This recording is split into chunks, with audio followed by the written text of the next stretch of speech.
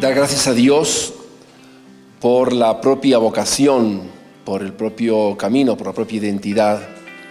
Quizá es algo que no siempre hacemos con toda la profundidad con la que podríamos hacer. Es muy importante que aprendamos a leer nuestra historia. Y que aprendamos a leer nuestra historia, lo hemos escuchado en la primera lectura del día de hoy, como una historia de salvación. La primera lectura, San Pablo actúa como maestro. Está en la sinagoga le invitan a hablar. Hermanos, si tienen alguna exhortación que hacer al pueblo, hablen. Y Pablo se levanta, hace una señal con la mano y comienza a hablar. Esto es un acto magisterial de Pablo. Y Pablo empieza a enseñar. Y empieza a enseñar, realmente es como si fuese, lo hemos escuchado, como una clase de historia. Va contando cómo Moisés saca al pueblo de Israel, cómo lo saca de Egipto, cómo les da el territorio de Canaán, la historia de los jueces, la historia de los reyes, y termina con la presencia de Jesús. Pablo es un auténtico maestro, y como maestro está enseñando, pero si nos fijamos, Pablo no enseña solamente teoría, Pablo no enseña solamente conceptos, Pablo enseña historia, e historia de salvación. ¿Qué significa esto? Significa que Pablo lo que enseña realmente es que la historia tiene un porqué, tiene un para qué, tiene un sentido, tiene una forma de guiarse, tiene una forma de llevarse. Que la historia no es simplemente una sucesión de diversos eventos que pueden ser registrados en libros, hoy en Twitter o en cualquier cosa de estas que tengamos en nuestros... No es eso la historia. Eso es una sucesión de eventos. Y está muy bien. Sin embargo, nuestra historia es una historia de salvación. Y déjenme ponerlo de la siguiente manera.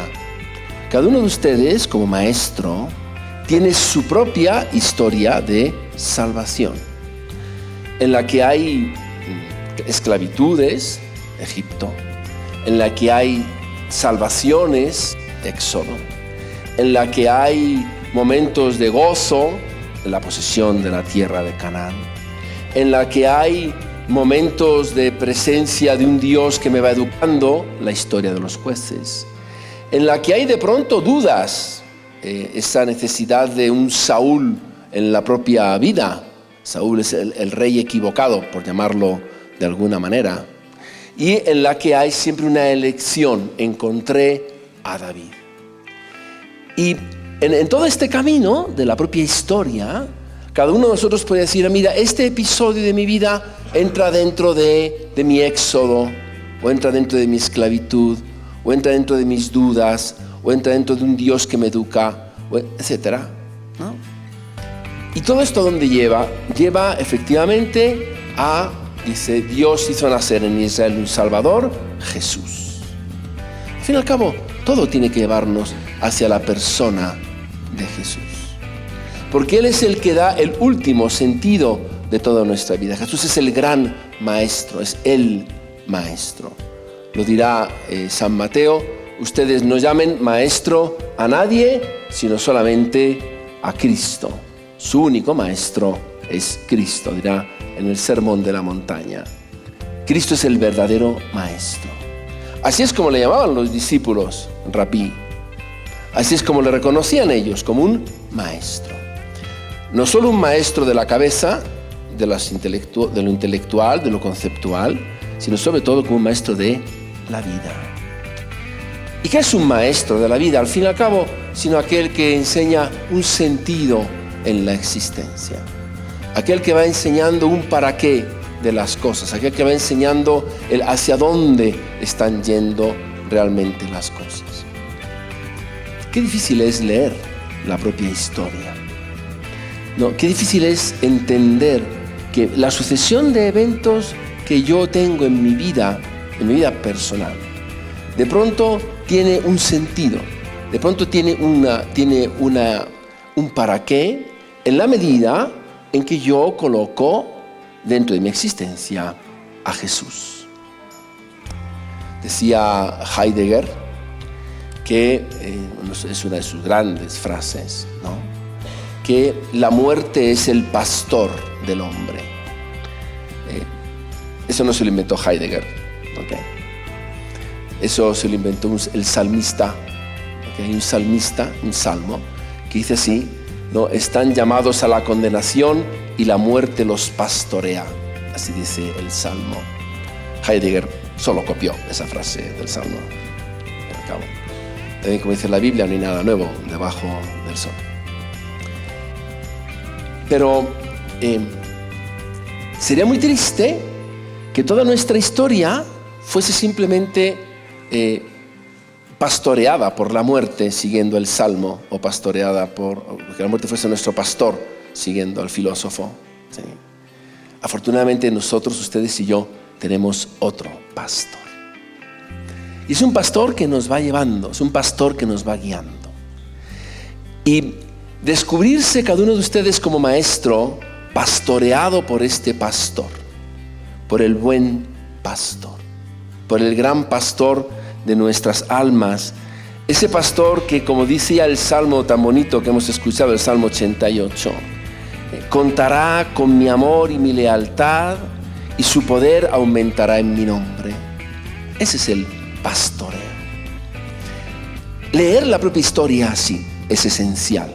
Y en este Día del Maestro, en este día que en la universidad reconoce la tarea magisterial de todos y cada uno de ustedes, en este día en que la universidad se congratula, se alegra por tenerlos a ustedes dentro de nuestra comunidad magisterial, creo que es muy importante añadirlo a estos eventos con sentido, que es: ¿quién es el pastor? ¿Quién es el maestro de mi vida? ¿Quién me pastorea? ¿Quién me pastorea?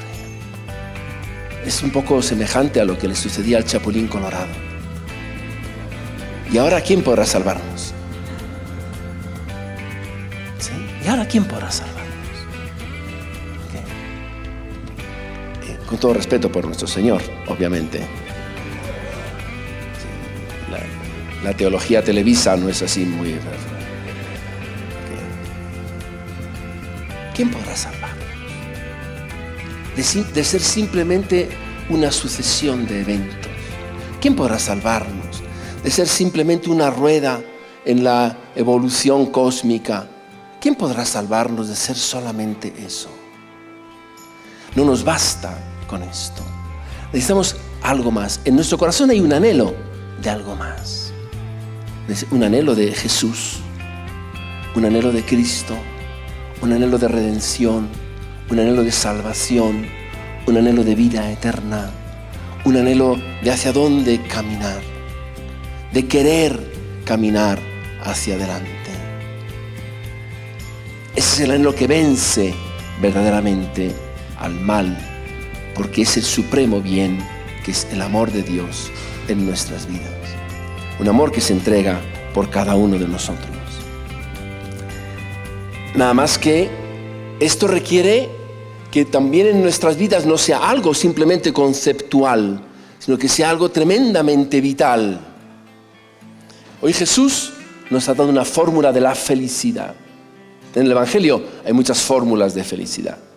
No solamente las 8 bienaventuranzas, que son fórmulas de felicidad. No solamente la última de las bienaventuranzas y la primera, que tienen que hablar de bienaventurados los que creen. La primera bienaventuranza, la que le dice Santa Isabel a María: bienaventurada tú que has creído. O la última bienaventuranza, que es la que dice San Juan al final de su Evangelio: bienaventurados, dice Jesús, perdón, bienaventurados los que sin ver creyeron. ¿Okay? No sin leer, sino sin ver. Hay que ponerlo en su sitio, cada cosa. Creyeron. ¿Okay? Pero esta es otra bienaventuranza también muy hermosa. El sirviente no es más importante que su amo, ni el enviado es mayor que quien lo envía. Si entienden esto y lo ponen en práctica, serán dichosos. La felicidad de un maestro, ¿dónde está? Aquí está. Descubrirse como un servidor que sabe que tiene un amo, que tiene un maestro, que es el que da sentido a la propia vida. Saberse como un enviado que no es mayor que quien lo envía, pero que al mismo tiempo está llamado a llegar a alguien, porque si eres enviado a alguna parte o eres enviado a alguna persona. Si tú intentas en tu correo enviar un correo y no pones recipient, la máquina te dice no puede ser enviado el correo así. Necesitamos un recipient. ¿Ok? Puedes enviarlo sin asunto, nunca sin recipient. La teología de las computadoras. Somos enviados a alguien. Cada vez que tú llegas a un salón de clase, que entras con tus alumnos, que les miras a los ojos, te das cuenta de que ese día has sido enviada a ellos por alguien que es mayor que tú, que te envía a ellos. ¿Y para qué somos enviados? Para ser dichosos, para encontrar el camino de la felicidad, para encontrar la fórmula de la felicidad, que está en esa capacidad de transformar los eventos en sentido. Esa es la gran tarea de un maestro.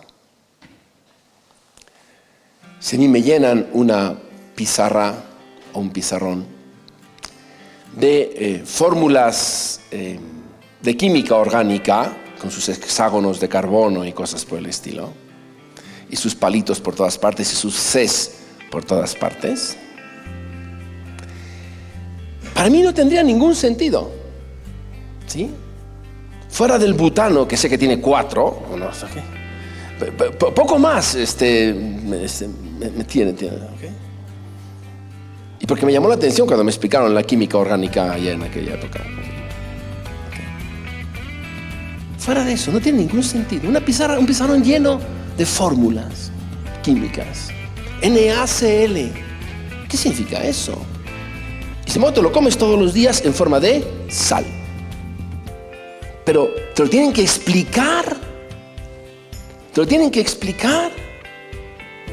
Y si tienes un problema de infección, hace falta H2O2. Pero te lo tienen que explicar. Alguien tiene que explicarte que H2O2 es simplemente agua oxigenada.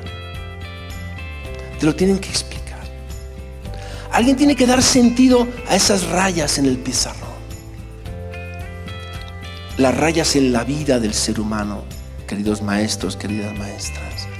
¿Quién nos las podrá explicar? Ustedes. Son enviados.